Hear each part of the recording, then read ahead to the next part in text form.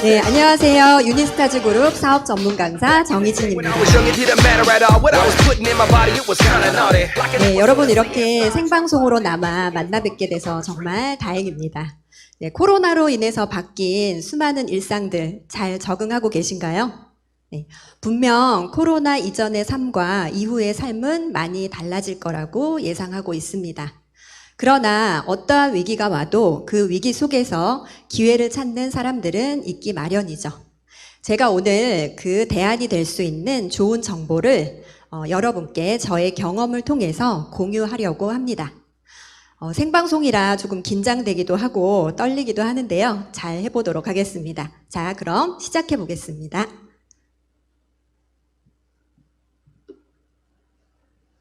네, 저는 유산화 사업을 한 지 이제 6년 차가 되어가고 있는데요. 2년 동안은 부업으로, 4년 동안은 전업으로 열심히 진행하고 있습니다. 제가 6년 동안 많은 분들을 만나오면서 이 질문을 꼭 드리고 있는데요. 어떤 질문이냐면, 지금 하고 있는 일로 원하는 삶을 만들 수 있으신가요? 라는 질문을 꼭 드립니다. 네, 제가 질문을 드린 많은 분들은 이 질문에 거의 90% 이상은 그렇지 못하다라고 대답을 하십니다. 지금 방송을 보고 계시는 여러분들은 어떠신지 한번 답을 해보셨으면 좋겠습니다. 그러나 저는 이 질문에 정말 자신 있게 예스라고 대답할 수 있습니다. 그 이유는 제가 6년 전에 잡았던 이 유산화라는 기회 덕분입니다. 자, 그러면 제가 어떠한 스토리로 유산화를 만나게 됐는지 한번 말씀드리도록 하겠습니다.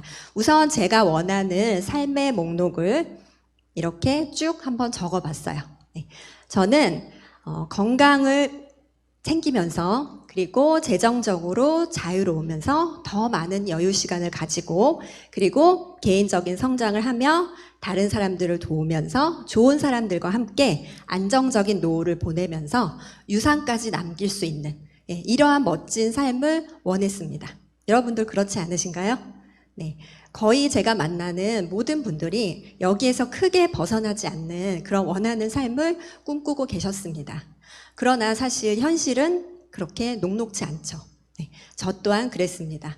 자, 바야흐로 6년 전 제가 유산화 사업을 처음 만났을 때 저의 스토리를 한번 공유해 드리도록 하겠습니다. 저는 그 당시에 3가지 일을 동시에 하고 있었어요. 그러니까 쓰리잡을 하고 있었죠. 저의 첫 번째 직업은 치위생사라는 직업이었습니다.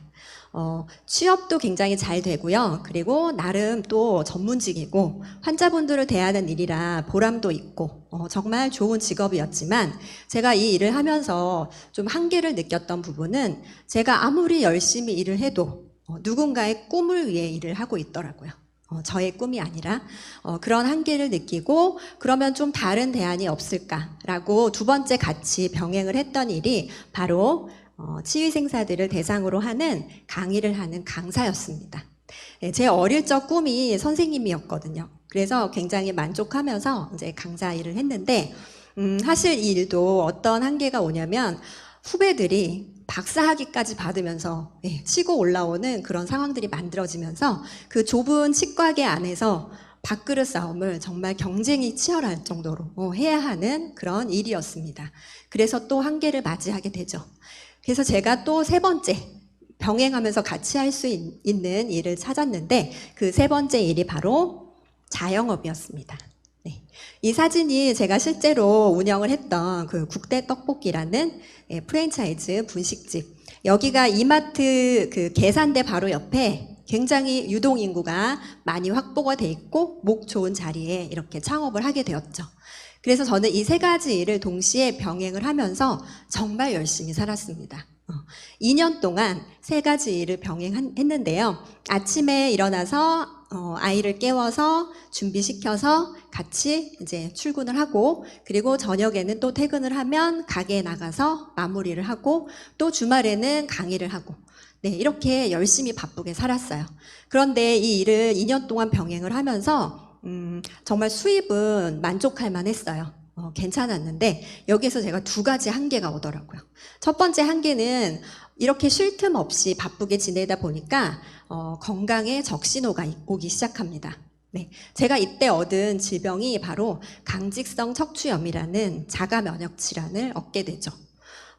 진짜 쉴 새 없이 제 건강을 챙기지 못했던 저의 불찰로 그렇게 건강의 적신호를 맞이하게 되고요.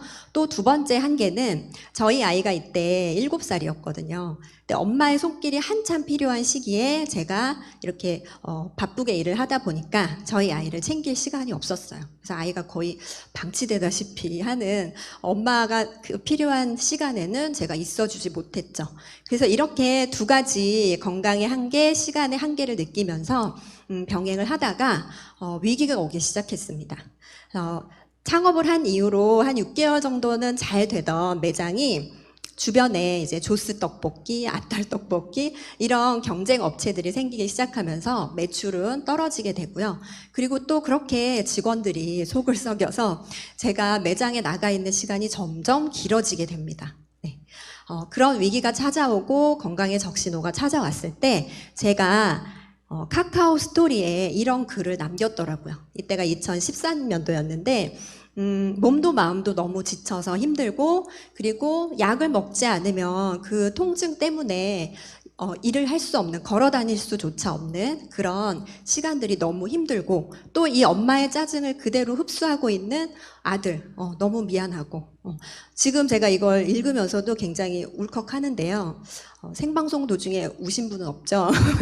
네, 근데 저는 이 이야기를 할 때마다 너무 감정이 막 격하게 복받쳐 오르더라고요. 너무 힘든 삶을 살았고 이렇게 이제 위기가 왔을 때 저는 유산화 사업을 1년 6개월 동안 계속 저에게 얘기를 했던 분이 계셨어요. 그런데 제가 그 얘기를 듣지 않고 계속 거절을 했었죠.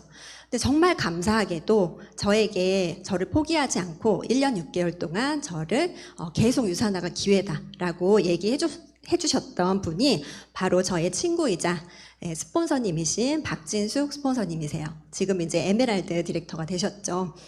너무나 감사해요. 지금도 제가 늘 감사하다고 얘기를 하는데 이렇게 저에게 계속 기회다라고 얘기를 해줬는데 제가 이날 2014년 6월에 드디어 유산화 사업을 제대로 알아보기로 한 날 기념을 하면서 둘이 찍은 사진이에요. 사진 찍어놓기 굉장히 잘했죠.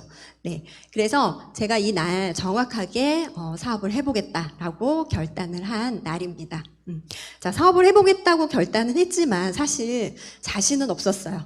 왜냐하면 네트워크 마케팅에 대한 어떤 인식들, 편견들, 그런 편견을 저도 가지고 있었기 때문이에요. 그런데 저는 다행히도 제가 옆집 엄마나 아는 언니에게 이 일을 해볼까 말까 하고 물어보지 않고 다행히도 전문가들의 의견을 한번 들어보자 라는 생각을 했던 것 같아요. 그래서 권해주셨던 많은 책들을 읽어보고 제가 또 자료도 찾아보고 정말 충분히 확실히 알아보자 라고 해서 많은 책과 동영상 이런 것들을 찾아보게 됐습니다. 이렇게 보다 보니까 저에게 딱 꽂혔던 책이 한 권 있었는데요. 우리 여러분들 많이 아실 거예요. 부자 아빠 가난한 아빠의 시리즈 부자 아빠 비즈니스 스쿨이라는 책이었는데 이 책을 읽고 이 책에서는 어떤 내용이 나와 있냐면 우리가 돈을 버는 방법은 크게 4가지가 있는데 이 중에 모든 사람들이 다 이 돈 버는 방법에 들어와 있어요. 그런데 제가 경험을 했던 직장인 그리고 자영업 이런 소득이 있고요. 또 사업가나 투자가 이러한 소득이 있어요. 근데 제가 경험을 했던 직장인 자영업 이 소득은 가난한 아빠의 길이라고 얘기합니다. 시간을 투자하고 내 노동을 투자하지 않으면 수입이 일어나지 않는 가난한 아빠의 길을 제가 가고 있었더라고요. 그래서 계층 이동을 해야만 우리는 부자 아빠의 길로 갈 수 있는데 그 길이 바로 사업가나 투자가예요. 그런데 아무리 생각을 해봐도 제가 사업가나 투자가가 될 수 있는 방법은 없더라고요. 그래서 고민을 하던 끝에 이 책을 읽어봤을 때 이 책에서는 부자 아빠로 갈 수 있는 길은 바로 평범한 사람들이 할 수 있는 네트워크 마케팅 사업가다 라고 얘기를 했습니다. 그래서 저는 이 부분을 읽고 정말 진짜 해봐야 되겠다라는 결단이 확실히 섰던 것 같습니다. 이렇게 물통 수입과 파이프라인 수입의 어떤 차이점을 알게 된 거죠. 네. 자, 이렇게 해서 네트워크 마케팅이라는 게 뭔지 이제 정확하게 어떤 개념은 잡혔는데, 그러면 이 일이 어떤 방식으로 이루어지는 건지 한번 이렇게 살펴보면, 회사나 기업이 제품을 만들게 되면 이 제품이 유통되는 데 있어서 유통비, 관리비, 광고비라는 비용이 들어가죠. 그런데 이 비용을 과감하게 이렇게 줄이고 소비자에게 직접 직거래를 하는 방식이 네트워크 마케팅이다라고 나와 있고요. 이렇게 직접 제품을 경험해 본 소비자들이 공유를, 구전 광고를 해서 이들이 일으키는 포인트들을 다 공유해서 회사는 총 매출의 35%를 소비자들에게 환원하는 시스템. 이게 바로 네트워크 마케팅입니다. 자, 한마디로 소비 포인트를 공유 누적받자 라는 개념인데요. 그럼 제가 조금 우리 일상생활에 조금 더 와닿게 한번 예시를 들어보면, 어제도 제가 맛집에 가서 맛있는 음식을 먹고 사진을 찍어서 SNS에 공유를 했어요. 이렇게 우리는 늘상 하는 일들이 뭔가를 공유하는 일들을 하죠. 그리고 또 포인트를 적립받아요. 그죠? 이 포인트를 적립받고 이렇게 슬기로운 소비 생활을 하는 거는 우리가 늘상 하던 일들이에요. 자, 그러면 조금 더 이 소비 패턴을 다른 사람, 관심사를 비슷하게 갖는 다른 사람들과 공유해보자 라고 하는 게 네트워크 마케팅인데, 제가 코로나로 인해서 한 2, 3개월 정도 집에서 집밥을 해 먹어야 했던 시기에 가장 많이 이용을 했던 업체가 바로 마켓컬리였어요. 마켓컬리 다들 아시죠?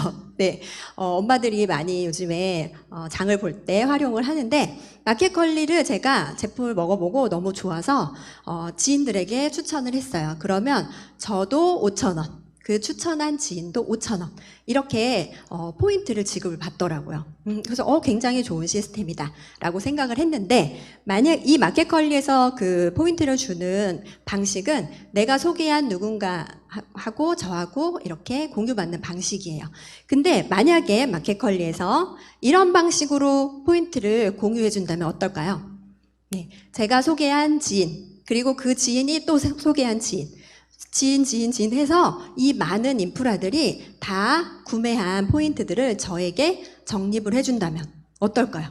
굉장히 좋겠죠.